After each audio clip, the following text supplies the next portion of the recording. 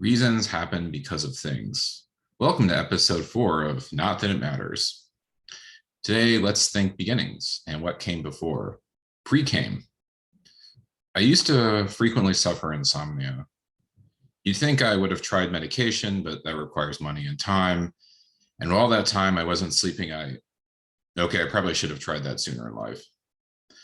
Most nights until my mid-20s, I had time on my hands, glands, and no OnlyFans. In my liminal states, I would think about how much I would want my mind to disintegrate into a dream state. But then I would start thinking about how I would, after eventually falling asleep, somehow mentally reassemble when I woke up. It felt strange to think about. Before my day would start, there was some ill-defined before beginning. This probably wouldn't have fascinated me as much if I actually remembered my dreams. But I always just slept deeply. When I would eventually fall asleep, then I would wake up quickly. So I've never had a memory of my own dreams. But as a result, I've become interested in the transition between dream states and just being awake. What is dreaming and why do we even do it? It's not unique to humans. It seems like something really fundamental to how brains work. The hypothesis that I like the most so far is that it's related to how we process memories. Basically, we sleep and dream in order to run a disk defragmenter in our brain.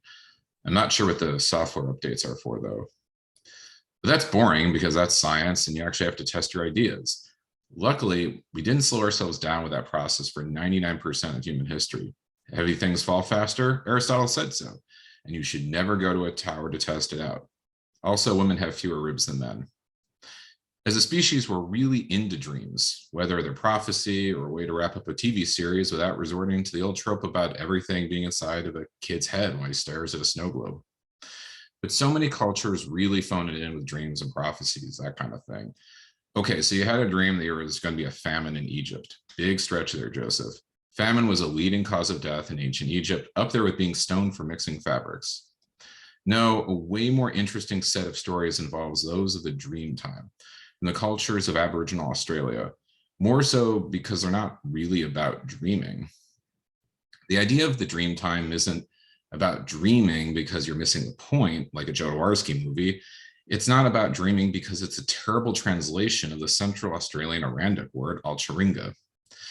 It turns out that the word dreaming, or in the English translation at least, was really referring more to a concept closer to the idea of an ever-present, uncreated everwhen, a world outside of time, but linked to ours. It's pretty obvious, really. It may just be because I didn't grow up with the stories of the dream time or of an everywhen from where beings came into and out of the world, creating and ending things. I grew up with Greek mythology and the consistently vengeful Skyfather of the Old Testament. This isn't to say that beings of the everywhen aren't also imbued with mercurial natures. For example, the being known as the rainbow serpent is both referred to as a giver of life and bursting forth from the ground to bring the rains, as well as the same being which can withhold them and bring drought. Kind of sucks if you're dying of thirst in the deserts of Australia, but who doesn't love a giant iridescent flying serpent? I mean, the Aztecs had Quetzalcoatl, which may involve some of the most ancient pre-deviant vor art known to humanity. Anyways, long story short, we have long told stories. We tell them even if we know they're not terribly true because they help us make sense of the world, especially if we hate testing anything. It might even be more fun if we still did this to help explain all the things in our world, especially the mundane ones. For example, 13.78 billion years ago, there was a before beginning, a time before time, where nothing we understood existed, not Ezra, not Jake, nor anything that was better or less than them. Then into the void came time, space, matter, and energy. These would later go on to form the constituent components of what would be known as Taco Bell. In time, the Bell reformed these meager components and created Cheezeritos, Doritos, Chili en Nogada. No, wait, that's real Mexican food. And Baja con Blasto. And so the Bell, the omniscient Bell, looked down upon its creation and saw it was good. But the world was not fully living moss. In order to fulfill its primordial urge and bring about the fourth meal of the ages, it found two other demiurges, Pizza Hut and Kentucky Fried Chicken. Together they merged. The three became one, and the one manifest as three. And so Yum Brands Incorporated, achieving both personhood and limited liabilities for its living shareholders, was self-created. And so all was good until the rapture, where someone brings up Demolition Man.